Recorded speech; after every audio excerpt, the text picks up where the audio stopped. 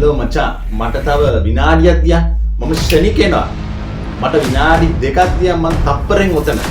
වෙලා යන්නේ නැහැ. මම ශනික වෙනවා. මේ වගේ කතා කරනවා ගෙදර ඉඳලා ඇඳේ ඉඳගෙන මේ වගේ කෝල් ගන්න. මට පොඩි උදව්වක් කරා. මට රුපියල් 5000ක් තියන්න. ඔබට මම සතියෙන් දෙනවා මචං. සතියෙන් දෙනවා කිව්වොත් දෙනවා. ඊට පස්සේ ෆෝන් ටෝක් කරලා හොයා ගන්නත් නැහැ. අපි මිනිස්සුන්ට කොච්චර බොරු කියනවා. නිකන් ඔබ හිතලා බලන්න. කොච්චර බොරු කියනවා. අපි හිතනවා සමහරවිට ඒක චූටි බොරුවක් නේ. ඒක ප්‍රශ්නයක් නෑනේ. අපි හිතනවා ඒ වගේ දේවල් බොරුවක් නෙමෙයි කියලා. ඒකත් බොරුවක් නම් බොරුවම තමයි. පොඩි කියලා වෙනසක් නෑ. බොරුව කිව්වොත් බොරුව. දෙවියන් වහන්සේට පිළිකුල්. බොරු කීම අත්හරින්න කියලා පාවතුමා කිව්වා.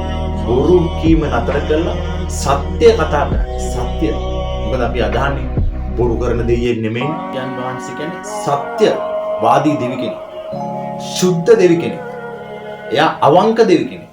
ඉතින් දෙවියන් වහන්සේ අදහනවා නම් අවංක වෙන්න. බොරු කරන්න බෑ. බොරු කියන්නත් බෑ. අපි කොච්චර බොරු කියනවද මේ වගේ චූටි බොරු. මේ එක උදාහරණයක්. චූටි බොරුවක් බොරුවක්, ලොකු බොරුවක් බොරුවක්. බොරු සියල්ල බොරු. මේ ඔක්කොම දෙවියන් වහන්සේට පිළිකුල් කරන කාරණා.